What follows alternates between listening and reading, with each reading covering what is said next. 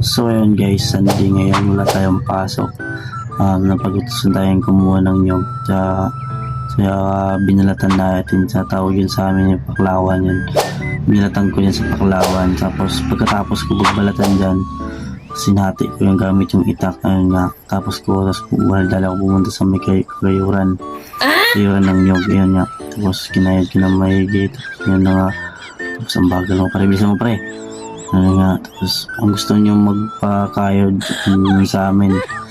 Sa amin lang tayo sa bahay. Yun, 5 pesos lang kada buok. Yan nga, kung ako nagsilim mong gamit para lagyan ng tubig. Yan nga, tapos napiga ko para mahiwalay yung gata tsaka yung ang tawag dun. Basta. Yan nga, tapos patuloy na ako sa pagkukuha ng gata. Tapos, ayun nga. Tapos, partido niyo pa ako umugas ng kamay. Joke lang. Siyempre, nagugas muna ako.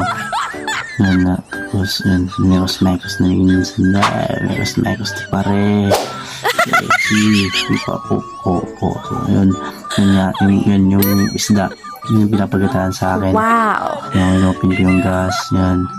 Tapos yung kalan, yan. Tapos siyempre nilagay ko na yung gata para maluto yan. Tapos yan, yung after at mga 5 minutes yun, mga ganun. Siyempre malapit na siyang maluto, yan. Tinikman ko yan. Tapos siyempre naluto na, nakuha ko ganang pinggan, yan. Tapos sandok, tsara, yan. Tapos kumuha ko siyempre nagugutom ako eh. Siyempre anong oras na yan, mga 10 AM nata yan eh. Basta ganun.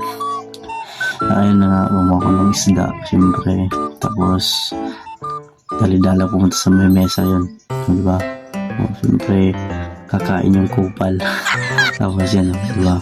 Masarap na sarap tangin na. Joke lang. Ayan, diba? Ayos yung kumayaw. Hindi naman yung katawan. Bukang napabayaan. Diba? Tsaka, ayun. Habang kumakain ako, siyempre, ni-enjoy ko yung pagkain. Tapos, dahan-dahan na ako patuloy na ako pagkain yun. Kupal talaga yun. Yung mukha ko.